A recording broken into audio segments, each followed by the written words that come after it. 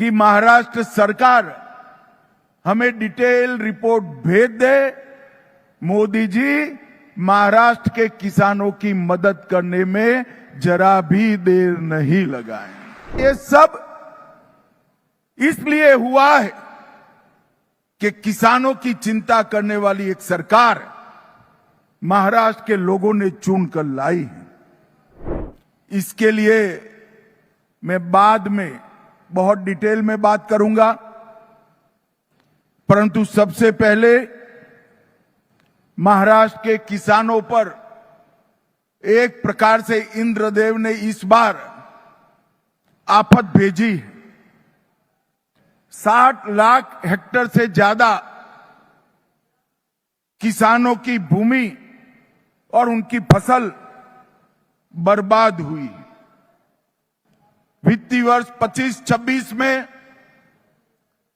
केंद्र के शहर के तहत 3,132 करोड़ रुपया हमने महाराष्ट्र सरकार को दिया है।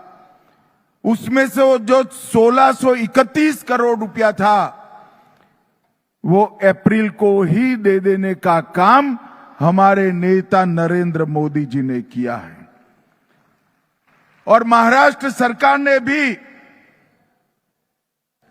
कई सारी पहल किसानों को मदद करने के लिए करी है। कई सारे फैसले किए।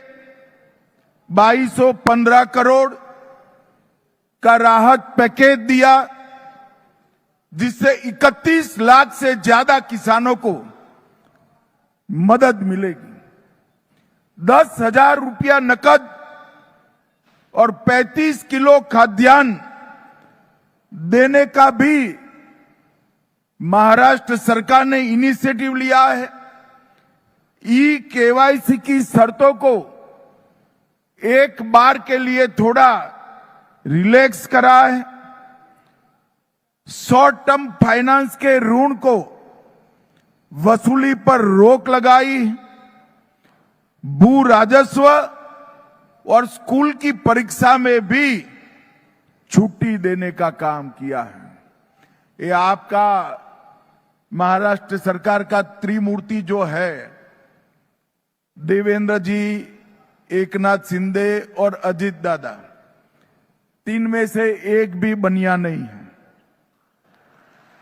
मगर ये तीनों बनिए से पक्के हैं। मुझे पद्मश्री पाटिल का मूर्ति का अनावरण कर बुलाया और पूछ लिया तरीके से, अच्छे तरीके से, कि भारत सरकार महाराष्ट्र के किसानों के लिए क्या करेगी। कल ही तीनों ने लंबी बैठक मेरे साथ करी है। मैंने मोदी जी की ओर से उनको आश्वस्त किया है कि महाराष्ट्र सरकार हमें डिटेल रिपोर्ट भेज दे। मोदी जी महाराष्ट्र के किसानों की मदद करने में जरा भी देर नहीं लगाएं।